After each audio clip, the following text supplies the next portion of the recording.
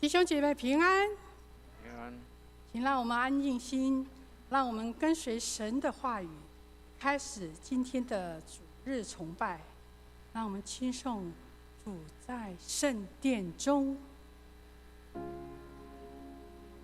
主在圣殿中，主在圣殿中，普天下的人在主面前都应当肃静，肃静，肃静，应当肃静。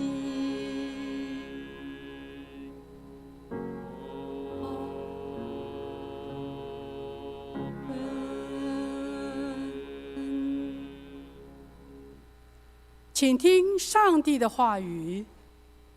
耶和华，求你侧应允我，因我是困苦穷乏的；求你保存我的性命，因我是虔诚人。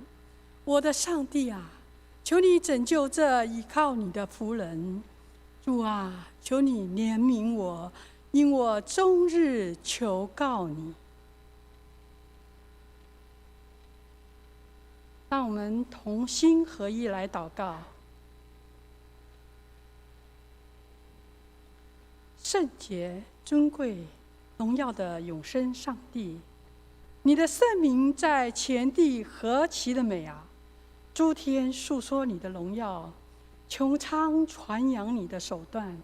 唯有你是创造万有的主宰，唯有你是真神，是活神，是我们永远的君王。哈利路亚！感谢赞美你。祷告是奉靠主耶稣基督的圣名，阿们。让我们用诗歌来赞美敬拜我们的神。把以下的时间交给敬拜小组。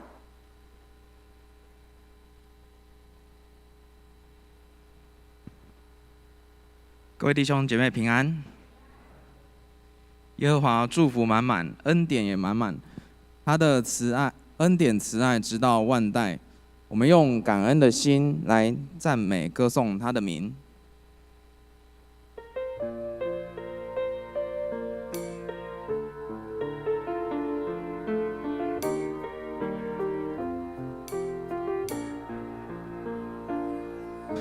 田中的白灵丝，无欠缺啥物；山顶的百合花，春天献香味。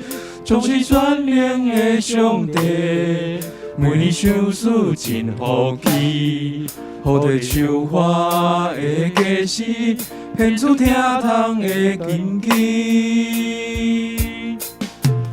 田中的白灵丝，无欠缺啥物；山顶的百合花，春天献香味。总是全能的上帝，每日想事真福气，好地绣花的家私，献出疼痛的根基。耶和华祝福满满，亲像海比土山，恩典慈爱直到万世代。我要野手敬拜伊，赐欢喜的歌声，学了亲像伊名永无转。田中的白灵丝，无欠缺啥物；山顶的百合花，春天献香味。总是全能的上帝，每日想事真福气，予地受花的假使，献出疼痛的根基。我要落雨满满，亲像海边土线，恩典慈爱直到万世代。我要野手敬拜伊，出欢喜的歌声，学了亲像伊名永无线。野花招雨满满，亲像海边土线，恩典慈爱直到万世代。我要野手敬拜伊，出欢喜的歌声，学了亲像伊名永无线。野花招雨满满，亲像海边土线，恩典慈爱直到万世代。我要野手敬拜伊，出欢喜的歌声，学了亲像伊名永无线，学了亲像伊名永无线，学了亲像伊名永无线。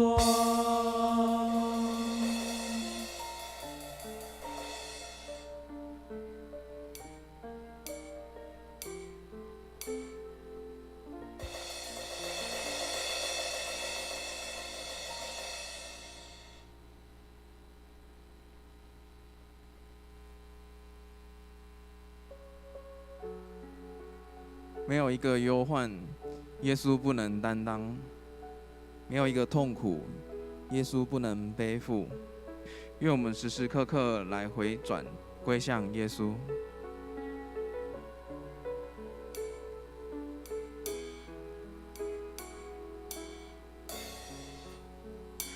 没有一个忧患，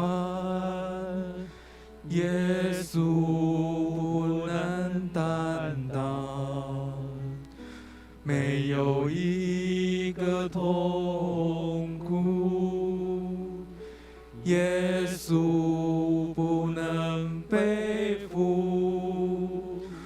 我要向高山举目，我的帮助从你而来，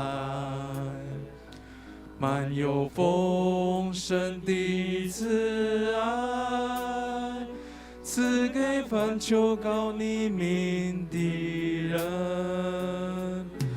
你的爱总是不离不弃，怜悯如江河涌流，在我敌人面前摆设筵席，使我的腹背满溢。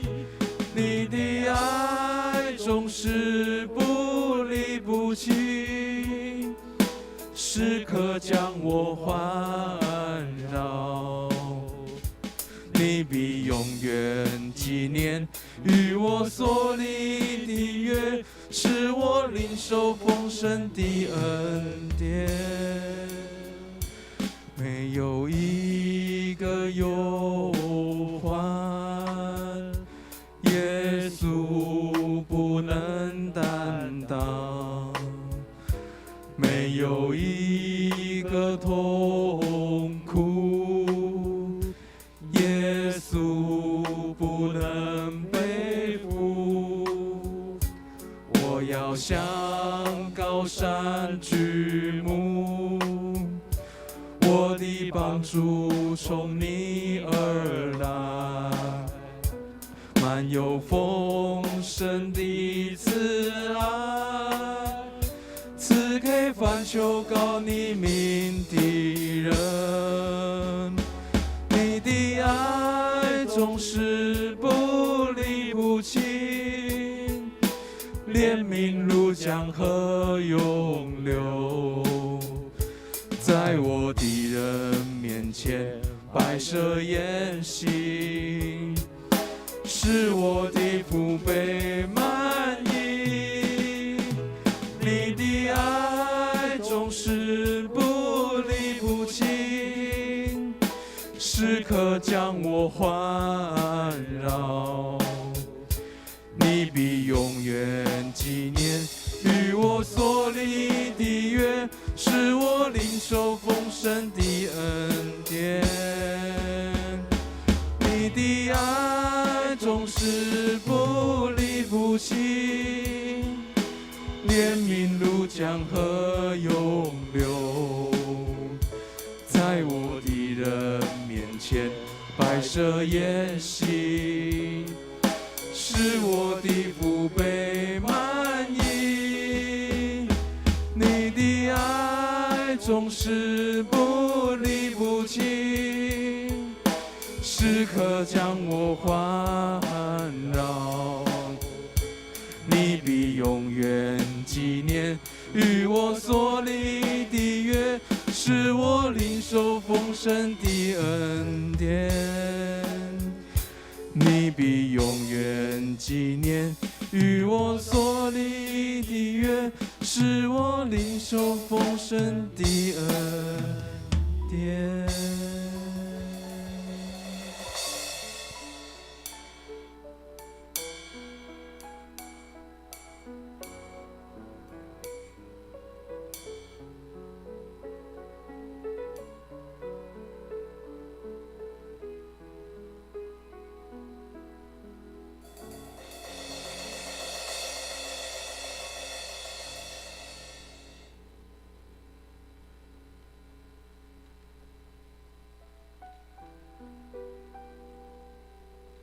疲乏的他赐能力，软弱的他加力量。等候耶和华，必从心得力。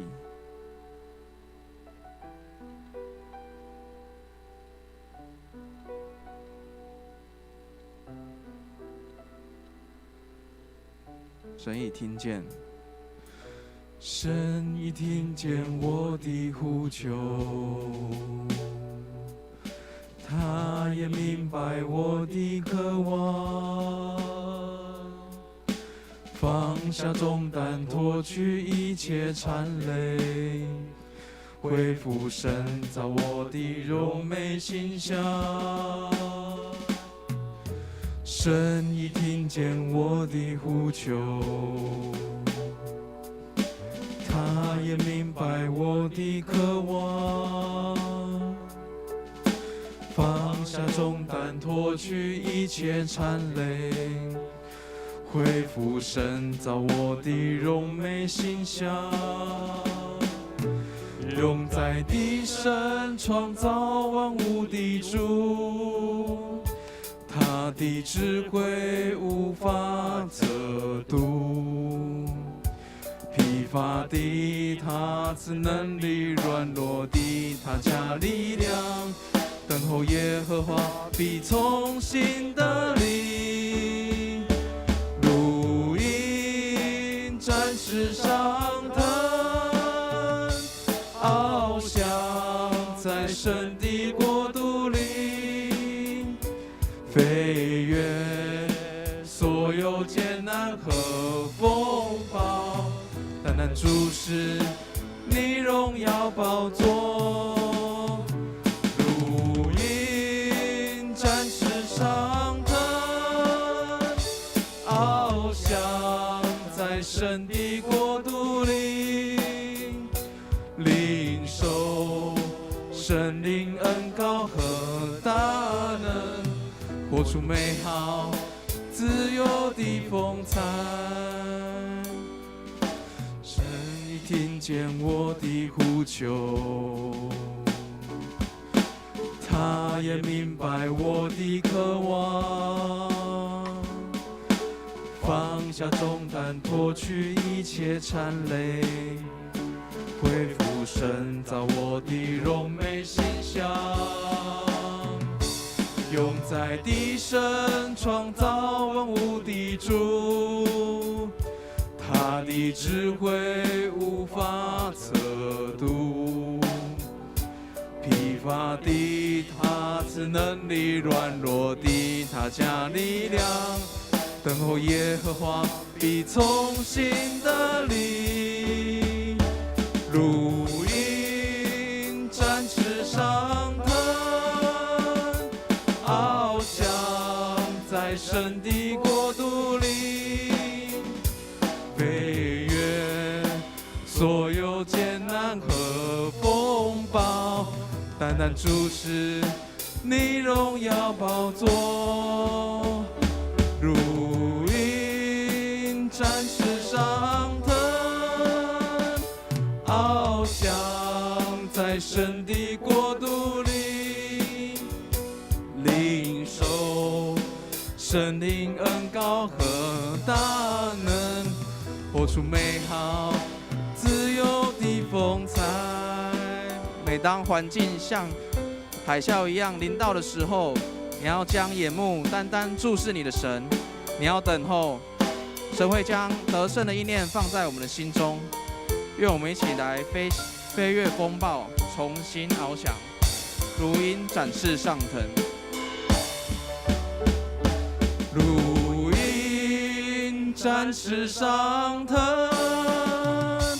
翱翔在神的国度里，飞越所有艰难和风暴，单单注视你荣耀宝座，如鹰展翅上腾，翱翔在神的国度里，领受神灵恩膏和大能，活出美好自由的风采，领受神灵恩膏和大能，活出美好自由的风采。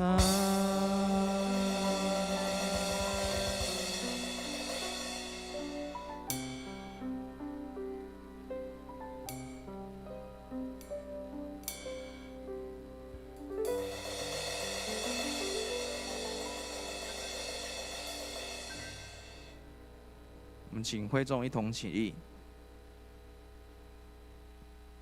我用使徒信经来宣告我们信仰，请。我信上帝，全能的父，创造天地的主。我信我主耶稣基督，上帝的独生子，因圣灵感孕，由童贞女玛利亚所生，在本丢彼拉多手下受难，被钉于十字架，受死，埋葬。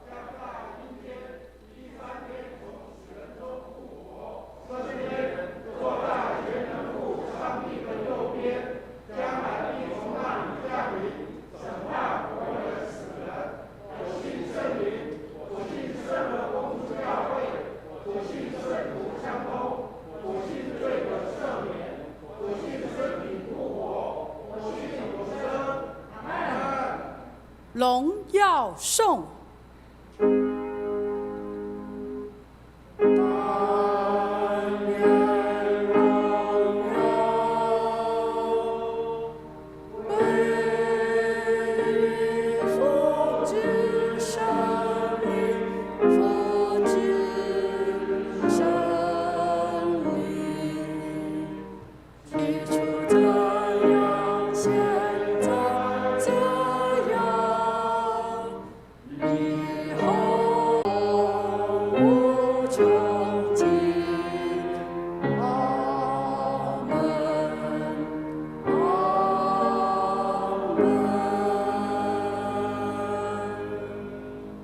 请坐。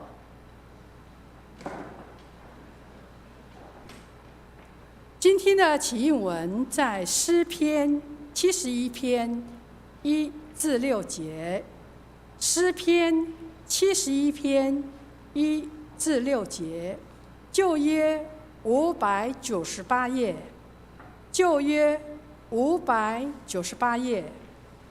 弟兄姐妹们，由我来起，由你们来应，最后由我们一起和。耶和华，我投靠你。求你凭你的公义搭救我，救拔我。求你做我常住的磐石。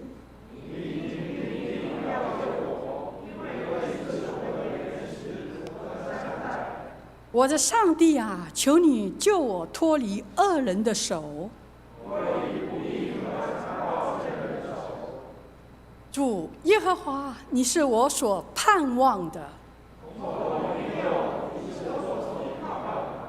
我从出母胎被你扶持，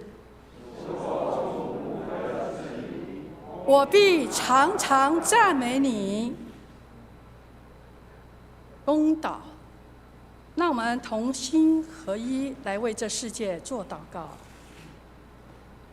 为中亚国家吉尔吉斯来祷告，让基督教的信仰能够进入他们的生活文化中，也让他们的国家百姓能够更进一步的认识基督的信仰。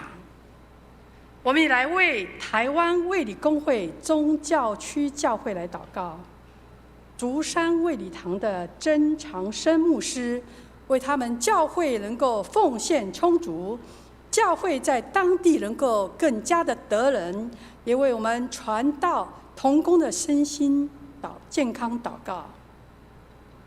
我们也为台湾行政首长及各级的官员祷告，求上帝赐予他们智慧聪明，也求上帝赐予聪明智慧给执政掌权者，赐福给台湾的人民。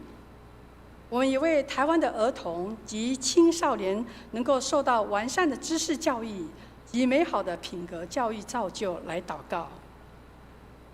我们也为台湾第一线的防疫工作医护人员、军警人员祷告，愿主赐给他们心灵有平安，工作顺利。那我们用主祷文来宣告我们的信仰。我们在天上的父，愿人都尊你的名为圣，愿你的国降临，愿你的旨意行在地上，如同行在天上。我们日用的饮食，今日赐给我们，免我们的债，如同我们免了人的债，不叫我们遇见试探，救我们脱离凶恶。因为国度、权柄、荣耀，全是你的，直到永远。阿们。圣道理，今天的经课呢，在耶利米书、希伯来书，我们请博宏弟兄来为我们攻读。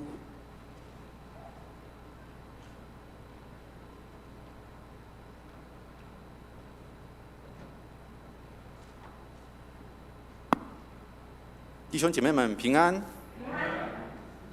今天的第一处经文在耶利米书1章4到10节，在耶利米书1章4到10节。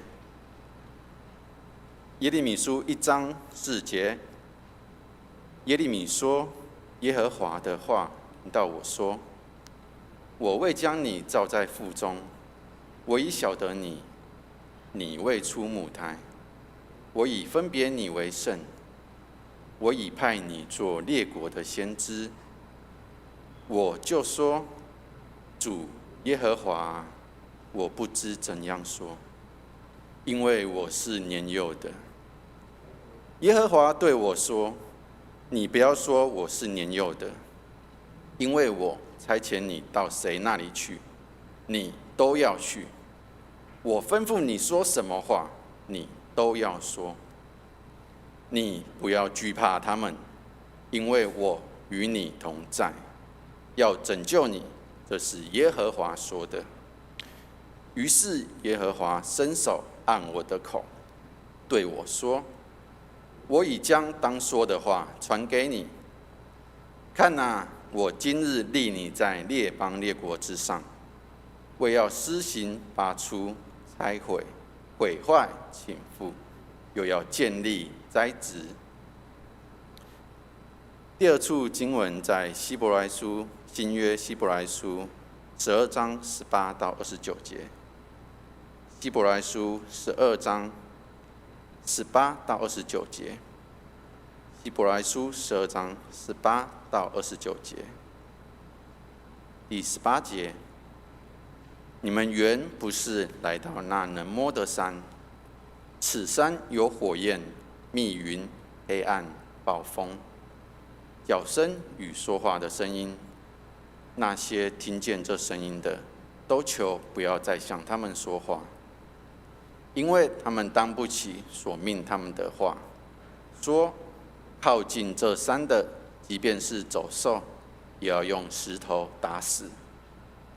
所见的极其可怕，甚至摩西说：“我甚是恐惧战惊。”你们乃是来到锡安山永生神的城邑，就是天上的耶路撒冷，那里有千万的天使，有名录在天上诸长子之会所共聚的总会，有审判众人的神和被成全之义人的灵魂，并新约的中保耶稣以及所洒的血。这血所说的，比亚伯的血所说的更美。你们总要谨慎，不可弃绝那向你们说话的，因为那些弃绝在地上警戒他们的，尚且不能逃罪，何况我们违背那从天上警戒我们的呢？当时他的声音震动了地，但如今他应许说：再一次，我不单要震动地，还要震动天。这再一次的话，是指明被震动的，就是受造之物都要挪去，使那不被震动的长存。所以我们既得了不能震动的国，就当感恩，照神所喜悦的，用虔诚敬畏的心侍奉神，因为我们的神乃是烈火。以上是今天的经课。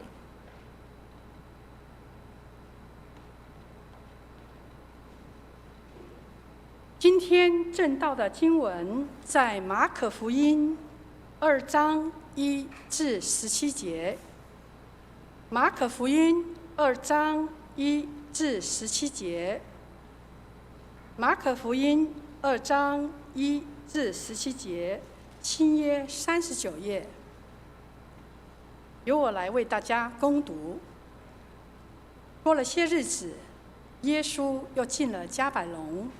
人听见他在屋子里，又有许多人聚集，甚至连门前都没有空地。耶稣就对他们讲道。有人带着一个摊子来见耶稣，是用4个人抬来的，因为人多不得进前，就把耶稣所在的房子拆了房顶，既拆通了，就把摊子连所躺卧的褥子都垂下来。耶稣见他们的信心，就对摊子说：“小子，你的罪赦了。”有几个文士坐在那里，心里议论着说：“这个人为什么这样说呢？他说僭越的话了。除了上帝以外，谁人赦罪呢？”耶稣心中知道他们心里这样议论，就说：“你们心里为什么这样议论呢？”或对摊子说：“你的罪赦了。”或说：“起来，拿你的褥子行走，哪一样容易呢？”但要叫你们知道，人子在地上有赦罪的权柄。就对摊子说：“我吩咐你起来，拿你的褥子回家去吧。”那人就起来，立刻拿了褥子，当众人面前出去了，以至于众人都惊奇，归荣耀与上帝说：“我们从来没有见过这样的事。”耶稣又出到海边去，众人都救了他来，他便教训他们。耶稣经过的时候，看见亚勒腓的儿子利未坐在税关上，就对他说：“你跟从我来。”他就起来，跟从了耶稣。耶稣在利未家里坐席的时候，有好些的税吏和罪人，耶稣并门徒一同坐席。因为这样的人多，他们也跟随耶稣。法利赛人中的文士看见耶稣和罪人并税吏一同吃饭，就对他的门徒说：“他和税吏并罪人一同吃喝吗？”耶稣听见了，就对他们说：“康健的人用不着医生，有病的人才用得着。我来本不是招义人，乃是招罪人。”以下的时间，我们交由蔡一文牧师来为我们证道、传讲神的话语。证道的主题为“蒙恩的罪人”。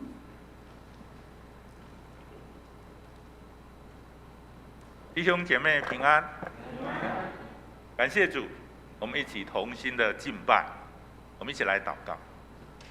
亲爱的主，我们要献上感恩，在主你所定的圣日，我们众弟兄姐妹同心合意，同心的敬拜。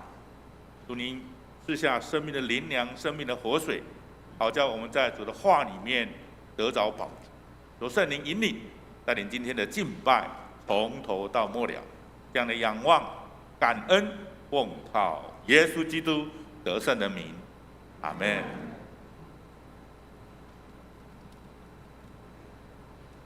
我们若是认真的来研读耶稣的言行记事在福音书里面耶稣不但去碰，而且还当面的拆穿了那时候的宗教领袖和罗马政府当局的权威。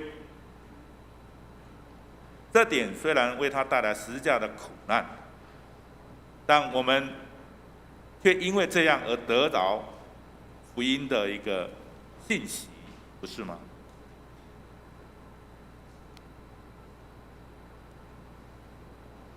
在真理里面，没有所谓的不能说的事，也没有不能做的事情，因为真理和生命息息相关的事，是息息相关的事。没有真理，就不会有生命的意义可言，也不会有存在的价值。所以我们今天我们要来看所读的经文马可福音2章1到5节这个地方，前5节这个地方看到加百农还有褥子。那从第1节到第3节，这段医治的神迹开始就提到耶稣回到加百农家。耶稣在加百农有个居所也利用加百农作为宣扬上帝福音的中心的地带，然后往外发展福音的事工。他是在加百农，在加利利海的北方那个地方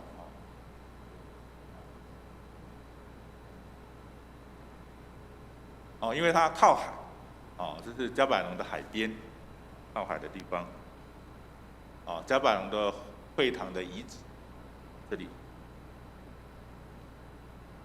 福音书也经常告诉我们，耶稣的名声早已传遍了整个巴勒斯坦地，因此无论他到哪里去，都会有民众从各地拥挤过来。大家喜欢听耶稣讲上帝的信息，更喜欢看他行神迹奇事因此一直到他回到加百农的家，耶稣在加百农有个家民众就聚集到他的家，人数之多挤满了整个家，连门口的空地都站满了民众。就在这个时候，有4个人抬着一个瘫子的病人来见耶稣。请注意，在第3节这里很清楚的讲到，有人带着一个瘫子来见耶稣，是4个人抬来的，而且是用褥子来抬这个瘫患者来见耶稣，请求耶稣来医治。需要4个人抬这种褥子这种褥子是当时候罗马是说到抬着病人来的4个人，他们看到耶稣的家门口站满了这么多人，根本无法接近耶稣。因此呢，他们就想尽办法，决定把这个摊子用4个人抬到屋顶上去，把屋顶拆开来，他们他竟然，这是多么惊讶的举动那他们确实这样做。当他们将屋顶拆开了，将褥子坠下来之后，刚好在耶稣的面前，整个医治的神迹的重点在第5节都坠下来这里就到耶稣的面前这里说在第5节这里说耶稣见他们的信心，就对摊子说：“小子，你的罪赦了。”小子，你的罪赦了我们不大清楚这个摊子是否是植物人一样完全没有说话反应的能力，或者只是无法动弹而已，却可以说话跟表达心中的意愿。但看到这些亲友如此的用心，这是真正的重点。所以每次读到这个经文的时候，这4个人抬着摊子来，这4个人真是非常的用心，有爱心，有热心当耶稣看到这亲友将他房子的屋顶拆掉，没有生气，而且满意他们所做的。不但这样，从他们身上看到一个事实：这4个人为什么这么热心这么有爱心？他们就是相信耶稣有能力可以医好这个瘫痪的病，因此才如此用心的将病患抬到屋顶，又拆掉屋顶将病患直接坠到耶稣的面前耶稣说了：“小子，你的罪赦了。”这是耶稣医治所说的一个特别的话。而从这句话里面，我们可以看到当时有一个观念：生病，特别是重大的病，一定跟所犯的罪有严重的密切关系。为这种观念而这种观念呢，其实在台湾社会也有那约翰福音第9章1节2节那个地方就有这样的记载，说到耶稣和门徒看见一个生下来是瞎眼的门徒就问耶稣说：“我们来读一下约翰福音9章1到2节。来，耶稣过去的时候，看见一个人生来是瞎眼的。门徒问耶稣说：“拉比，这人生来是瞎眼，是谁犯的罪？是这人呢？是他父母呢？”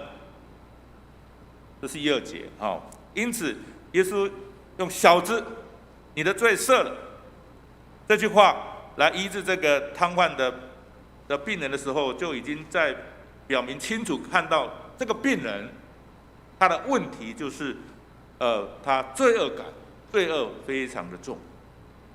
于是耶稣就直接从他心里的罪恶感切入，治好了他的病，就赦免他的罪。约翰福音9章1、2节，知道第3节是什么吗？第3节里面所说的耶稣有更高层次的回答。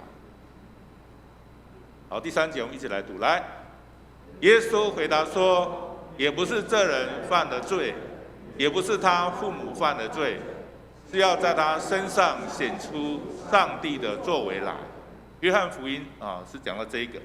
我们今天看马可福音这里，这个摊子确实是罪很重但是在约翰福音这个地方要显出上帝的作为来，耶稣的回答是超过人所思所想所求的这是1到5节。我们看6到12节这里6到12节这里问题来了6到12节这个地方，马可福音的编辑的特色这一段是插进去的。第6到12节这里，犹太人、宗教领袖们经学教师、文士们，他们对耶稣这样的一个赦罪的举动大大的不敢苟同。他们认为耶稣这样的说法，简直就是说怎样健忘的话。健忘的话就是怎样，这是非常严重的指控而这个指控足以将耶稣判是亵渎上帝的一个死刑罪，可以拖到城外去用石头打死。但这些宗教领袖不敢说出来，看经文里面心理议论心理议论耶稣都知道。马可福音的作者这边指出，文士们只敢心理议论原因不外是怕民众人太多了，在这个地方太多人了，门口都站得满满的，都是他们来责备耶稣的话，他怕这些民众就像台语讲的特不会听在那个时候这么多人来看耶稣，这样他来批评耶稣就特不会听，只会挨骂，不会讨喜。同样的，在马可福音做的用这么简单的心理议论心理议论这句词来形容这些宗教领袖的心思之计，他们在想什么，也同时说耶稣心中知道他们心里这样的议论也就是说耶稣立刻看穿他们在转些什么念头转些什么念头。耶稣立刻看穿他们在转些什么念头。马可福音这个作者这句话太重要了因为这句话在说明耶稣跟一般人不同，他知道人的心中的意念，而圣经告诉我们，只有上帝才有这样的能力。因此，当文士强调并质疑除了上帝之外，谁能赦罪呢？耶稣已经在表明，就是他有赦罪的权柄。于是，他当场证明给这些文士和民众看，他命令这个瘫痪者拿起他的褥子起来拿起他的褥子回家去。如耶稣所说的，他对瘫痪这样的一个赦罪，他的效力等于医好了这个病人一样。12节这很重要的一段经文我们一起来读。来，那人就起来，立刻拿着褥子，当众人面前出去，以致众人都惊奇，归荣耀于上帝，说：我们从来没有见过这样的事。虽然圣经没有说这个病人他瘫痪了多久，而他确实是一个瘫痪者，因此才需要4个亲友来帮助他，并且他病到无法离开所躺卧的褥子。可是耶稣一下命令，他竟然可以遵照耶稣的话，轻松的拿起躺卧的褥子站起来。所以马可福音作者说，这个瘫痪者他是在听了耶稣的话之后起来，那人就起来，立刻拿着褥子，这表示他没有任何的怀疑，是实际的行动来回应对他所说的话。就在众目睽睽之下，他走出去了，都能看见这又伟大又奇妙的神迹出现在他们眼前，就歌颂赞美上帝奇妙的作为。那人就起来好，所以我们1到12节这个地方，我们来想一想这段经文所带来一些信息的应用。第一个，期盼神迹的出现，就需要付出实际的行动。这位瘫痪者被他的亲朋好友想尽办法抬到耶稣的面前的时候，马可福音作者说，因为耶稣看见亲朋好友的认真、用心，深受感动，于是治好了这个瘫痪的病。我们可以从2方面来思考这个故事所曾经说来的意义。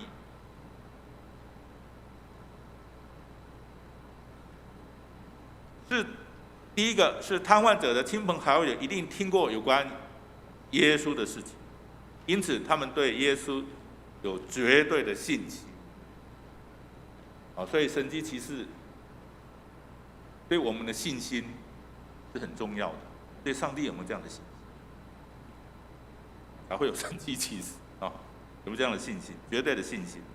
第二个，所行的任何的神迹奇事，但他怎样？他听从了耶稣的命令，没有任何的怀疑，那人就起来，并且立刻拿了褥子行走，回应耶稣赦免他的罪所带来的生命力量。因此，神迹因此就出现了。请注意，神迹奇事不单是看那些我们从来未见过的事情，也不只是那些在人看来是很亮丽、美好的光景。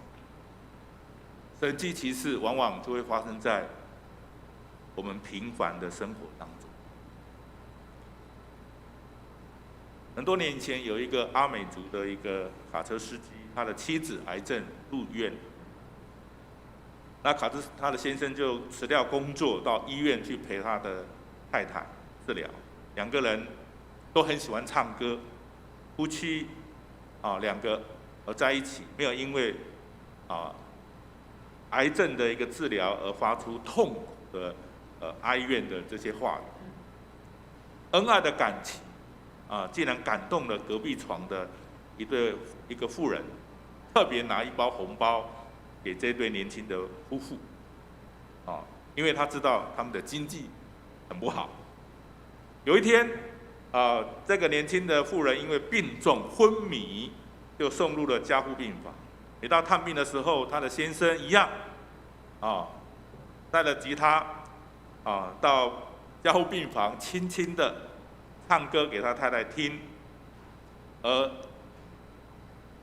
这个病人的婆婆也来探问，为他按摩、擦身，并为他祷告。基督化的家庭他们一家人深厚的爱，感动了加护病房的这些医护人员，甚至这些医护人员开始有了一些转变。有人下班之后就主动留下来为这个年轻的妇人来擦身按摩，甚至医护人员当中，有一个外号是“冷血动物”的加护病房的主治医生，也加入了医护的行列。虽然是这样子，但是这位病人还是去世，加护病房的护理人员就亲自为这个妇人来擦拭身体，并且换穿衣服。这个主治医师竟然也亲自的推这个太平间。过去牧师在牧会的时候，家属们在医院里面过世都会通知牧师，还有礼仪公司。大概医护人员都换完装之后，都是由礼仪公司跟牧师我们就一起把它推到太平间。好像很少看到医护人员但是这里是医护人员愿意而且这是一个冷血动物这个医生他亲自推过去所以有好些医院的人员说，以前我不相信神迹的，现在我相信了，就是在加护病房里面看见的。我眼见了这个冷血动物，这个医生，那个冷血医生竟然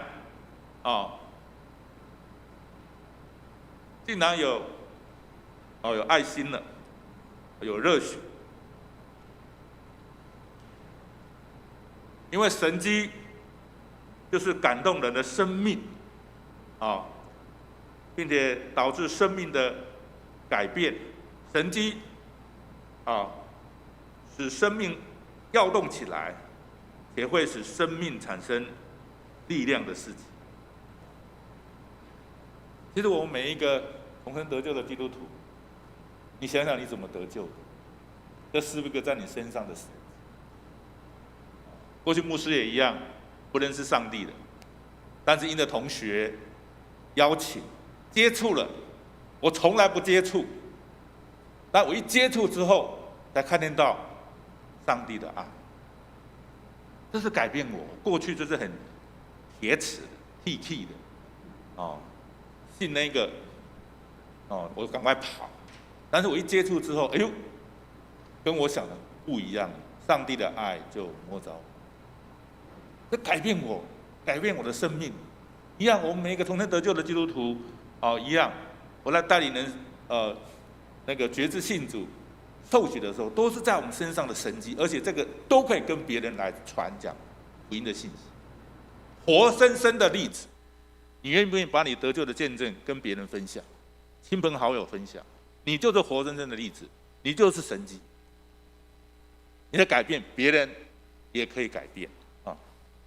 好，这是1到12节，我们13到17节这里，耶稣呼召一个新的人来跟随他，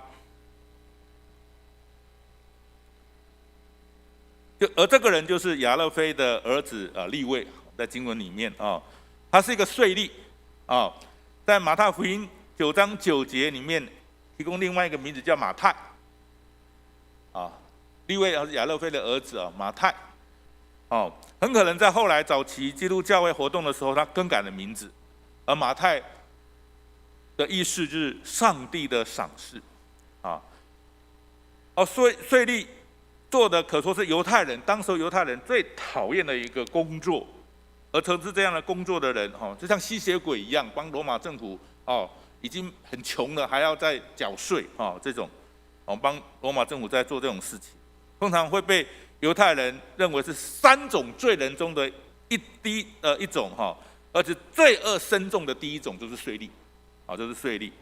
另外2种呢，犹太人眼中的罪人就是妓女，性工作者妓女，还有小偷，包括盗贼，小偷，这3种罪人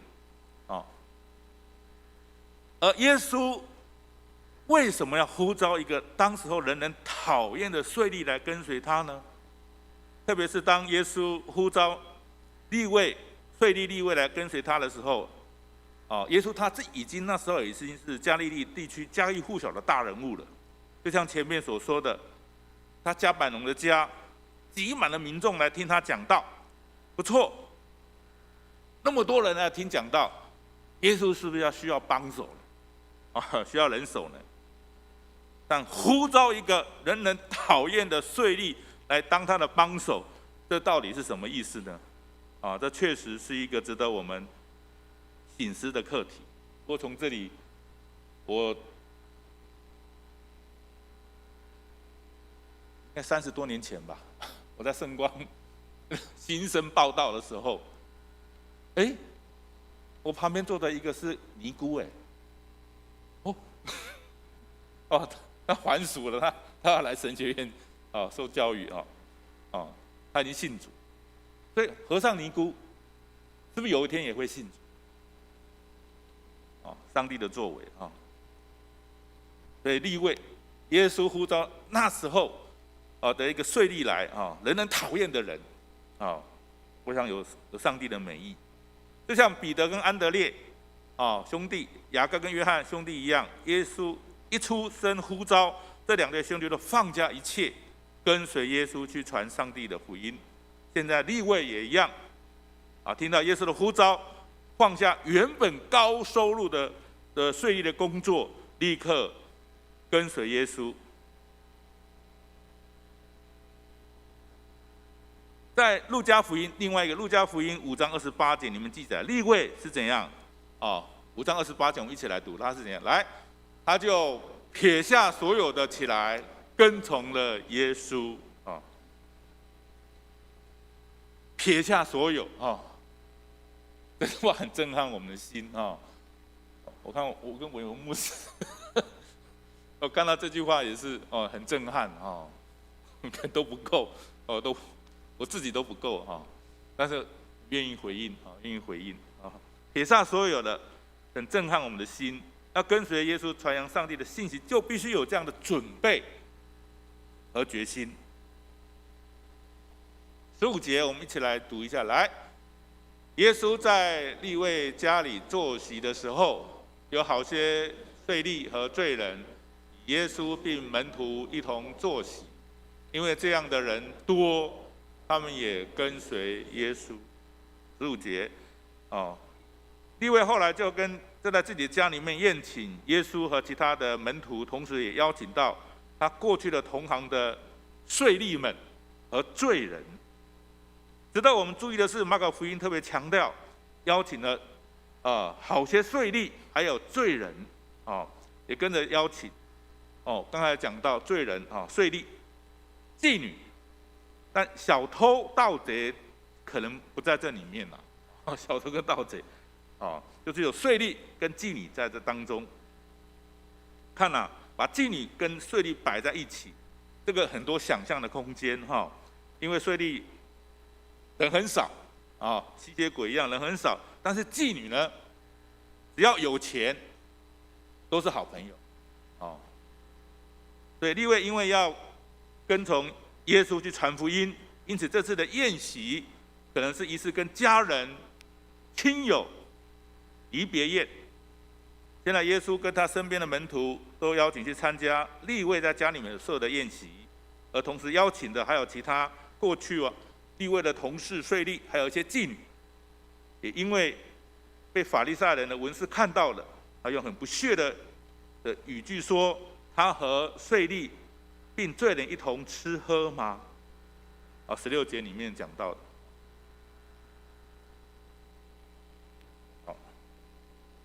其实现今的利未的家里面聚集了一群同是税吏的人跟妓女，这样也可以看出税吏利未过去是怎样生活。嫖妓应该是其中之一，且和这些妓女有很亲密的关系，他们才会在邀请的名单里面。但如今他决定改变生命的态度和方向，要跟随耶稣，因此请这些过去的好友相聚，很可能就是要向这些过去的酒肉朋友告别，而且特别请耶稣和他的门徒来当见证。这个举止都可以看出税吏利未的决心，不要再这样过那样的一个生活了。17节我们一起来读，最后17节也是我们的今天的金句。来，耶稣听见就对他们说，康健的人用不着医生，有病的人才用得着。我来本不是招义人，乃是招罪人。可说是耶稣的话经常被引用的一节经文，在这句话里面很清楚的表达他到世界上来的目的是要招罪人，那也是他之所以降生到世界的原因因为人类的生命有苦难这苦难与人的罪有密切的关系，所以他举出病人和医生之间的关系，然后才提到他到这世界上来的目的，而不是招义人，而是招罪人。好，所以从13节到17节，我们来思想这一段的信息的应用。第二教会是一群自认为有罪的人相聚的一个信仰团体，而福音是对自认为有罪的人才有意义。我们要注意的是，谁是好人，谁是坏人，这不是我们用人的标准可以衡量出来的，因为人所能看见的好跟坏都是很有限的、很表面的，尤其是我们很容易陷入一个范围，对我好的人我会说是好人对我坏的人那就是坏人。就像耶稣在当时候的犹太的宗教里面的眼中啊，耶稣在他们宗教领袖里面是罪大恶极的人，要不然他们不会把他判死刑，而且严厉的十字架之刑。所以今天我们基督教会要来省思这件事情。这样哈，我们的教会需要怎样的人？是社会上很有名望的人吗？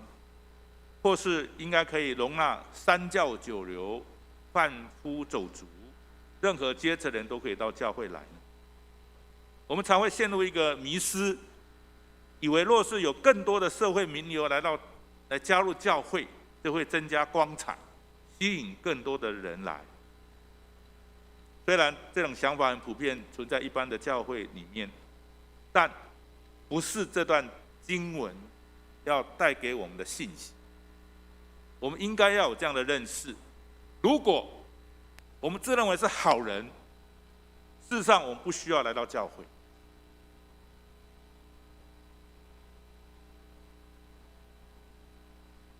如果我们自认为义人，我们根本不需要耶稣的救恩，就是因为我们自认为是罪人，所以我们到教会来寻求上帝的赦免和接纳。这一点是非常重要的信仰的认识。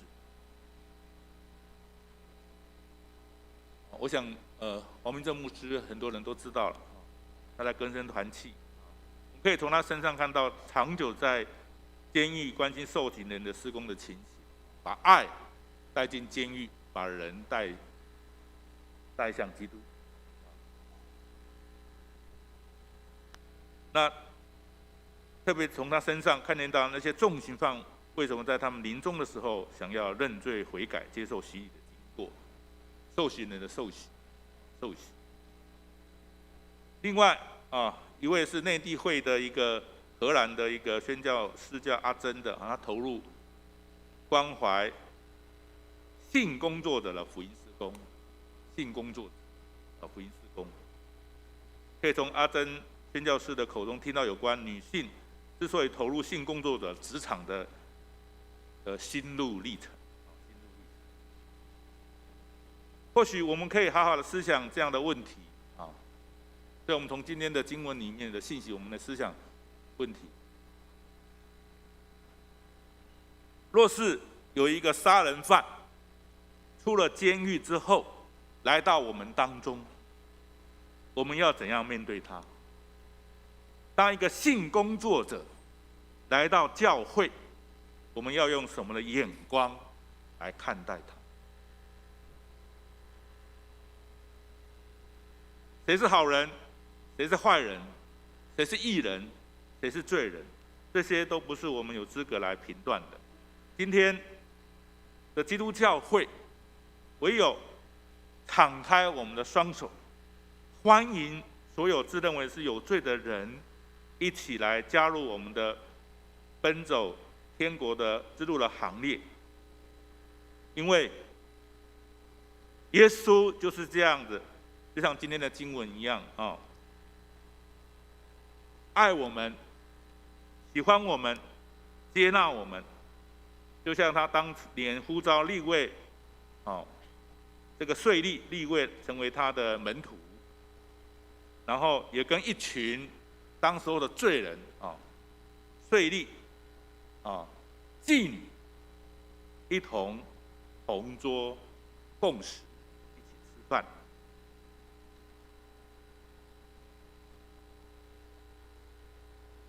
欢迎这种人有罪的人一同来加入奔走天路。我想，盼望今天这段的信息能够帮助我们。那我们在主里面，我们对一些特殊行业的或者一些问题的人，我们不应该先入为主，先入为主。我想耶稣都接纳他们，都爱他们。我想我们也可以来学习。为他们祷告，接纳任何愿意自认为有罪的人，愿意来到教会来认识主的人，我们一起来祷告。主，我们献上感恩，带领我们在主的话里面来领受，来得着。看见到这4个人他的一个摊子来见耶稣，他们的爱心、他们的热心，感动了耶稣，医治了他，他的罪得着赦免，他愿意听从上帝的话，他得着医治。我们看见到耶稣他呼召当时候人人讨厌的税吏利未来，主啊，也保守带领我们看见到税吏利未过去的生活是很不好，但从认识了上帝之后，他已经除掉了过去这些罪恶，来传主的福音。保守带领我们反省我们自己，我们可能也有一些问题、一些罪恶。我知道，上帝也知道，魔鬼也知道，求主来洁净我们，让我们愿意承认我们自己罪恶。人若认自己的罪，上帝是公义的，是信实是公义的，要赦免我的罪，洗净我们一切的不义。我们都来到主的面前来，求主赦免接纳。靠着主，我们能够靠主得力，为主做柔美的事。感谢主带领今天的经文，光照我们的心，也让我们能够接纳其他这些有问题的人。主啊，为他们祷告，主你爱他们，我们也同样学习来接纳，为他们祷告。我们一起在主的道路上面来彼此能够这样的一个学习成长，我们同奔天路，将一切荣耀赞美都归给主。这样的仰望，求主赐福，奉靠耶稣基督得胜的名，阿们。我们感谢蔡牧师用神的话语呢，坚固、激励、造就我们。我们来攻读本周的金句2次。耶稣听见，就对他们说：“康健的人用不着医生，有病的人才用得着。我来本不是招义人，乃是招罪人。”马可福音2章17节。耶稣听见，就对他们说：“康健的人用不着医生，有病的人才用得着。我来本不是招义人，乃是招罪人。”马可福音2章17节。回应奉献礼，请我们预备心，恭敬的以金钱奉献来表达对上帝的感恩。第一次来的新朋友呢，还没有了解或不了解奉献的意义呢，也请您安静的坐在座位上，让奉献袋经过你的旁边。让我们一起来唱回应诗歌，来赞美回应神对我们的爱。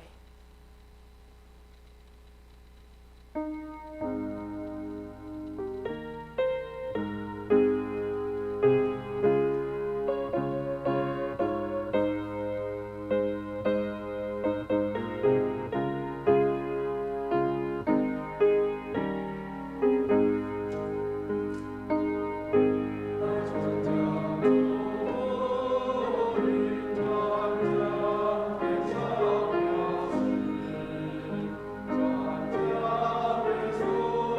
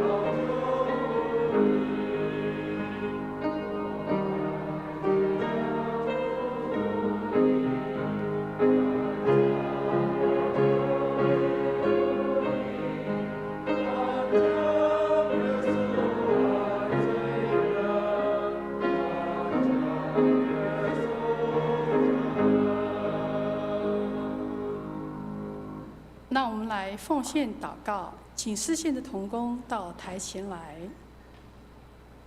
亲爱的阿爸父，我们衷心的感谢你，因为我们所拥有的一切都是从你而来。我们有的生命，我们所有的机会，我们的家庭生活，都是赖你的恩典所赐下。你配受赞美和感谢。现在我们愿意以金钱奉献，作为祭物献给你。这一切原本就是属于你的，我们甘心乐意的献上，愿你悦纳。也求你同时又赐给我们教会有聪明智慧，去运用在你的事工上面，让教会被造就，福音得以兴旺。主啊，我们需要你的赐福。也多谢你垂听我们诚心的感谢、祈求、祷告，奉主耶稣基督的名求，阿们。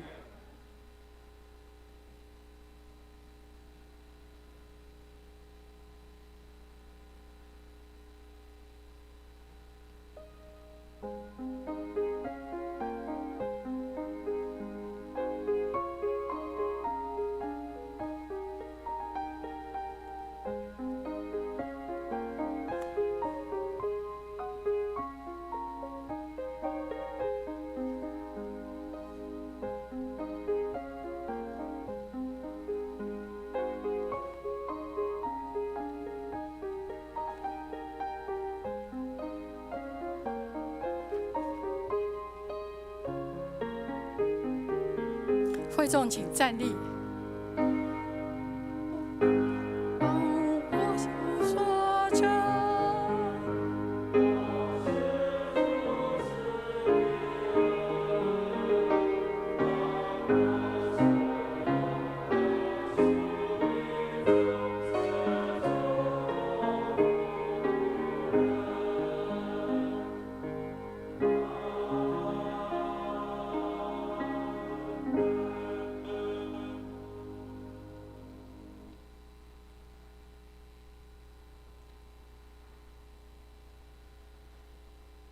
请坐。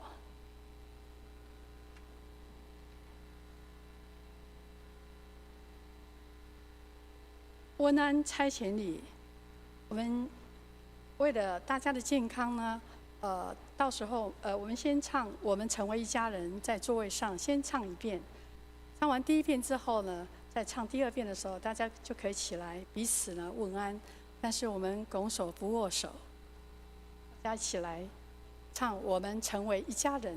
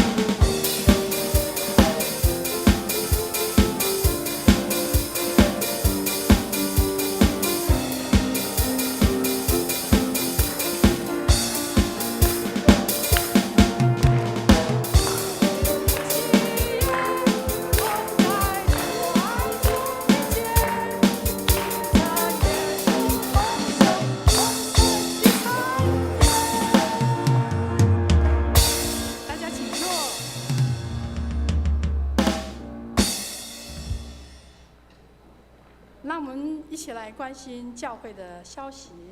首先，我们来欢迎今天新来的朋友们。今天新来的朋友有肖信云，肖信云是在楼上，4楼哦。静云在哪里呀？我们欢迎你常常来我们教会，祝福你哦。还有我们欢迎新的朋友谭彻芳，还有于秀梅。好，欢迎你！希望你们常常来我们教会聚会，谢谢，祝福你们。今天为圣灵降临的第11主日，我们也欢迎在实体上还有线上聚会的朋友们。上帝要大大的赐福你们。本周为台语堂，本周的台语堂呢由志坚牧师证道，华语堂由蔡一文牧师证道。也请大家为2位牧者他们的家庭及服事来关心来祷告。下周的主日呢，我们会邀请卫理堂神学院的蔡慧秋老师来分享证道，在国语礼拜堂跟台语礼拜堂都由他来负责。我们也为慧秋老师他的分享关心来祷告。我们在崇拜11点半过后呢，在副堂有举行关怀探访的一个信念课程，内容呢，我们会针对于会友的关怀、新朋友的探访，还有病房的探访。所以弟兄姐妹们，你们如果有意愿参与探访关怀的事工呢，请大家一起来参与。那这次呢，我们的师资非常的坚强，有志坚牧师、伟文牧师，还有我们玉华师母。下周日啊，8月28号呢，为本堂的学生们要举行升级礼了，所以各位父母们还有孩子们呢，请大家记得预备时间来参与这个盛会。那在大学部门的话，有正优、瑞恒、博仁，高中的有寻生，在国中的有圣恩，还有凯楼、维义、维富、国小的有雨桐，还有罗飞、云恩、穆恩，也请父母们，下个礼拜的时候记得带孩子们一起来参与，来领受上帝给我们大大的赐福。教会崇拜部门呢，有录制的小组聚会的灵修影片哦，最近呢在近期会上线，所以呢也请大家来为了这个录播的过程的一个顺畅呢来祷告。因为疫情有缓解的现象呢，教会礼拜四呢祷告会将会开放实体跟线上都一起并行。那教会的各小组及成人主日学的活动呢，就由小组们来决定是否是开放为线上或是维持实体。那我们主日崇拜的台语堂跟国语堂呢，除了实体之外呢，还有线上直播崇拜，这2项是并行的。所以弟兄姐妹们，如果身体不太舒服的话呢，我们就尽量参加线上的崇拜。若是参与实体的崇拜呢，我们也保持呢社交的安全距离就坐哦，也为教会的防疫措施，大家为这件事情来进行祷告。那礼拜3晚上呢，我们开始在7点钟就有新旧约圣经中览的课程了。那请由伟文牧师呢主讲，也请大家的为学员们及学习来代祷。卫理神学院呢延伸班在9月23号呢会开一个释经学的课程。这个释经学呢是什么呢？就是让你如何能够正确的了解圣经上的经文所隐含的真正的含义。所以我们也为开课及报名顺利来祷告。也请弟兄姐妹们，如果你们想更明白、更透彻了解圣经，请大家一起来参与这样的一个课程活动。教会成人主日学呢，在下学期呢，将在9月4号开课，也请大家为成人主日学的课程进行的一个顺利来祷告。制服艺人学院呢，在秋季班呢已经开始招生了，并且接受报名。请大家也为招生的顺利来代祷。在公布栏上面有张贴7月份的收支表，还有8月份执事会的会议记录，也请兄弟姐妹们可以前往去关心。总会及本堂的110年度的奖学金申请呢，即日开始了，请到9月25号截止，请小朋友们、同学们。一起来参与。如果你有这个达到这个的，请大家一起来申请哦。那申请的单子呢，就可以到办公室去领取、去办理。那教会在2022年的爱读经计划呢，本周的进度是在0前6到1到9的18节。请会友为大家为会友的灵命生命的增长代祷哦。也请大家保持每天读神的话语。在透过读了神的话语当中，你会发现呢，神呢每天都透过神的话语当中告诉你不同的信息，所以你要爱神，你要跟着神走，读神的话语就是没错。一定要记得日日读经，日日祷告啊。然后再来我们看一下我们教会的肢体消息。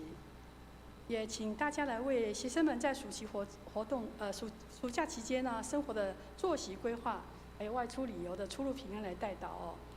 那最近疫情稍有缓解，那请出外的时候也特别能够注意大家自己的自身的防护，也为确诊的弟兄姐妹们家庭他们身体的治疗及恢复来祷告，也为施打第3、第4剂的会友及5至11岁的儿童施打疫苗。在施打的过程当中，心灵有平安；施打过后呢，身体有良好的抵抗力来祷告哦。那我们也为身体不适的弟兄姐妹们来祷告，有来好的肠粘连术后的恢复，还有张颖婆婆、云轩姐妹的身体的复原，还有吴议会的妈妈秀梅姐妹的身体的健康。德强的脚踝的骨折，求熊爸爸身体健康的一切检查能够顺利哦。还有属云的身体，还有雅文，也就是雅文姐妹，就是燕舞的妈妈，还有依兰姐妹的肩膀，还有艾琳术后的恢复，还有友谊太太、黄秋姐妹，还有淑英的妈妈黄丸子姐妹，还有素华师母的母亲孙妈妈，及路德的50天的复原，还有世文弟兄的听力，还有淑妃姐妹申请外佣的顺利，长者们的身体健康来代祷。不知道牧师还有没有补充要报告的？弟兄姐妹，牧师这边稍微做一些的补充哈。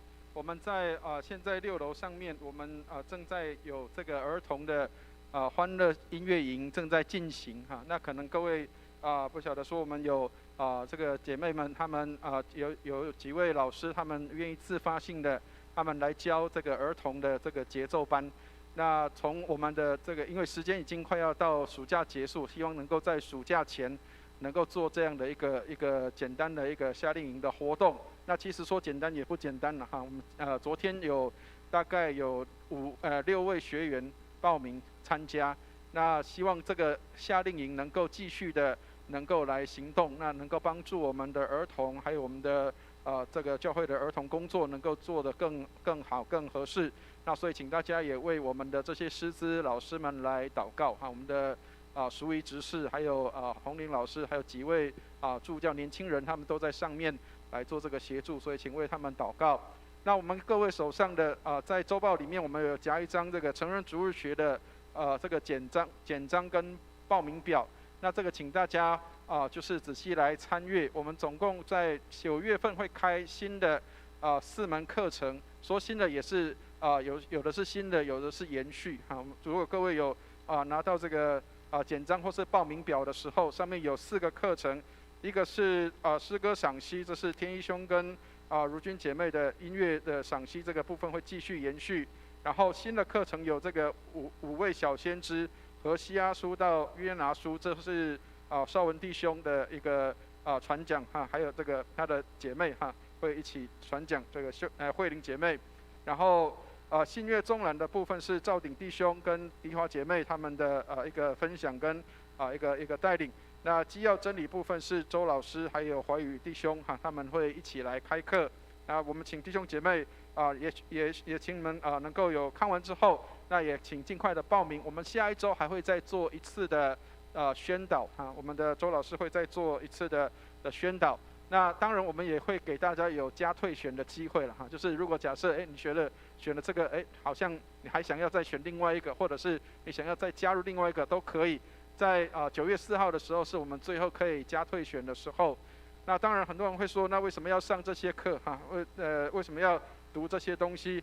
我们平常在我们生活的时候，我们就需要有这些的读经的这样的一个祷告的生活，这是帮助我们日常生活的。那这个成人主日学是帮助我们更近身的进入这个情境的里面，或是了解这些的状况。所以我们请大家能够有机会能够来报名参加这个成人主日学。那当然我们还有神学院的释经学。那因为很多人对于圣经的内容或者是对背景并不是很了解熟悉，比如说像圣经里面提到有关这个弟弟可以娶嫂嫂的这样的一个内容，那当然在我们现在的社会并不是这样，但是在古代的社会或者是在那个时间点是会这样子的，所以就会有很多人会有一些产生一些的误解。那所以我们需要了解原来在那个时代里面为什么会有这样的一个内容，所以这个是帮助大家能够对于圣经的解释能够更加的正确所以欢迎弟兄姐妹都能够参与跟参加这些的这个圣经课程的报名。那我们在11点半以后，我们等一下会有一个这个关怀探访的课程的训练，帮助我们能够知道怎么样去关心探访我们的弟兄姐妹。那特别现在疫情刚缓解，其实也还没有完全但是很多弟兄姐妹有一些已经感觉有一些的忧郁，或者是觉得有一些的身体心灵上有一些的困难，我们怎么样去帮助这些在困难当中的弟兄姐妹，或者是怎么样去说一些合宜的话来帮助人，这些都是我们在等一下的关怀探访训练当中会学习到的所以请弟兄姐妹如果时间上许可，我们可以继续的留下来听这些的课程。课程很多，但是菜很多，我们希望大家可以按照你的适合的这个餐点来点选所以这些希望大家可以有机会多来领受，我们能够领受身体的健康，也能够领受心灵的健康。愿上帝来帮助我们。以上，谢谢。会众请站立。3、1颂。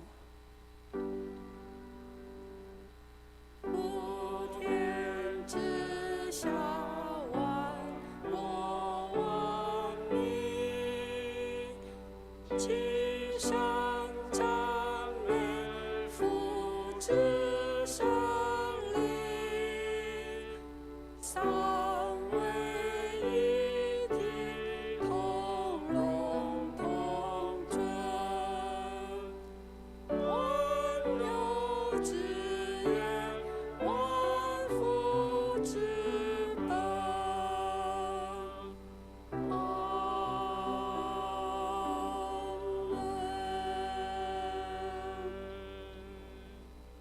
我们请牧师为我们祝福祷告。弟兄姐妹，我们一起来领受祝福。慈悲怜悯的天父，愿你将恩典从天上倾倒下来，祝福我们的弟兄姐妹。我们在生活当中蒙你的看顾，讨你的喜欢；我们的工作、家庭生活也蒙上帝的眷顾，看顾我们在这世上的生活，让我们能够活出基督的样式。基督在我们的里面，使我们也能够活在基督里。愿我主耶稣基督的恩惠、天父上帝的慈爱、圣灵的感动与交通，常与我们众人同在，从今时直到永永远远。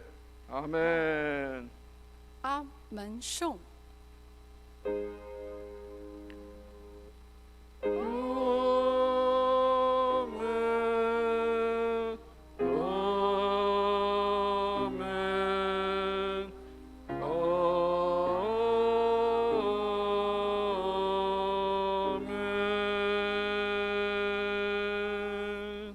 请坐。